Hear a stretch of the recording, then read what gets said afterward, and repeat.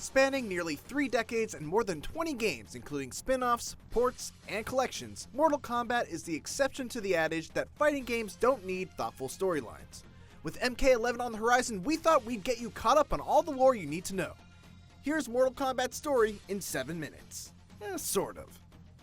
But first, we need to understand its universe, which is made up primarily of realms. Realms are like planets, only instead of existing in the same space, they each exist in their own separate dimension.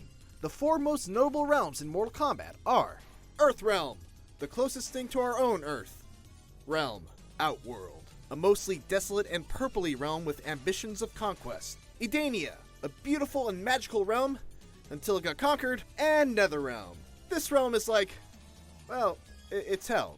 Let's just call it hell. These realms don't get along. Outworld in particular is always looking to conquer and absorb as many realms as it can, that is, until the Elder Gods created. No, not that one. This one. Mortal Kombat. Under the rules of Mortal Kombat, before a realm can be invaded and taken over, the invading realm must defeat the defending realms 10 times in a row, with a new Mortal Kombat tournament taking place every generation.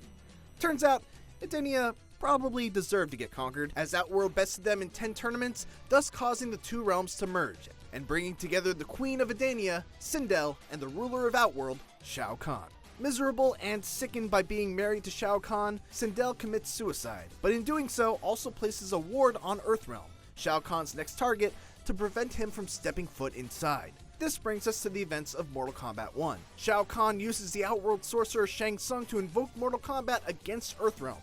Everyone fights, the tournament is won by the Great Kung Lao, and Shang Tsung runs back to Outworld in shame. When Shang Tsung comes back for another try, he brings a new secret weapon, the Shokan Prince Goro, who we can only assume does horrible things to Kung Lao, like this. Goro wins. Fatality. And Outworld goes on to win 9 consecutive Mortal Kombat tournaments. The 10th and decisive tournament is what you play through in the first Mortal Kombat game. Canonically, everyone fights, Liu Kang wins, and Shang Tsung runs back to Outworld in shame. In Mortal Kombat 2, Shang Tsung returns with a new plan. Have a fake tournament take place in Outworld so Shao Kahn can deal with the Earthrealm warriors himself. Everyone fights, Liu Kang wins, and both Shao Kahn and Shang Tsung run home in shame. By Mortal Kombat 3, Shao Kahn is fed up with the rules of Mortal Kombat and enacts a new plan that doesn't involve winning martial arts tournaments. He commands his Shadow Priest, led by Shang Tsung, to resurrect Sindel inside Earthrealm, which would allow him to cross into Earthrealm to reclaim her, fully brainwashed into believing she's his loyal and loving wife, and begin a good old-fashioned realm invasion. But in an all too familiar story, everyone fights, Liu Kang wins, more shame, and now Quan Chi and Shinnok take on the role of big bads in Mortal Kombat 4.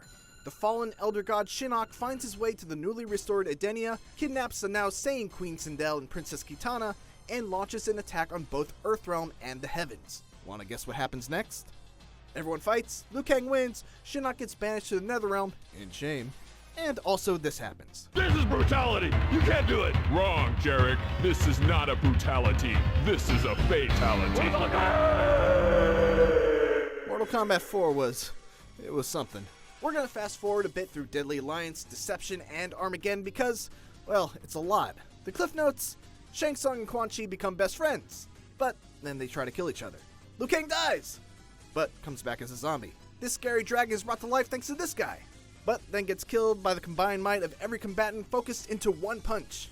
Raiden makes the ultimate heroic sacrifice. It fails, and then he comes back as a villain.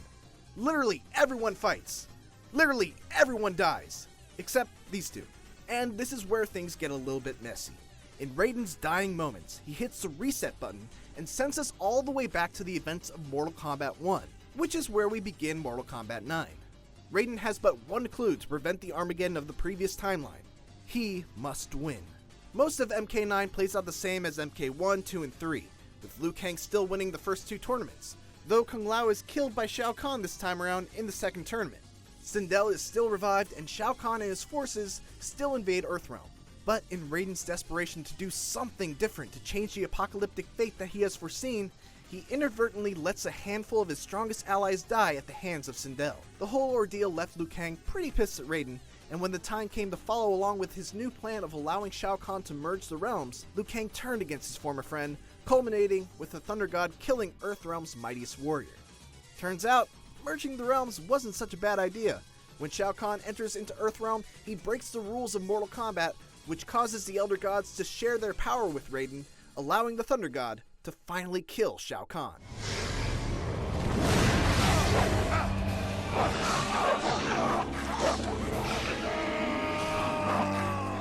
Sometime later, Shinnok proceeds to enact his plan to corrupt the Jinsei chamber in Mortal Kombat X.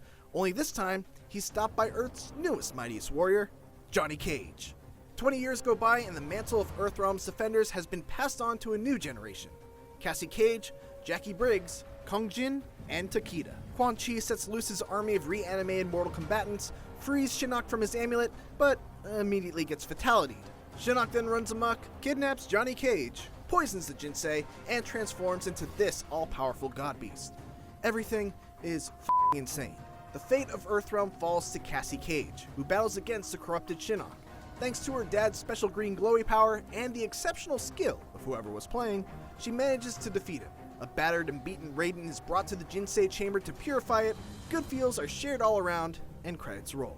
Except that's not where our story ends. Turns out, all that evil Raiden had purified had to go somewhere, and in the stinger after the credits, we see a familiar evil glow to his eyes as he threatens the revenants of Liu Kang and Kitana, who are the new rulers of Netherrealm.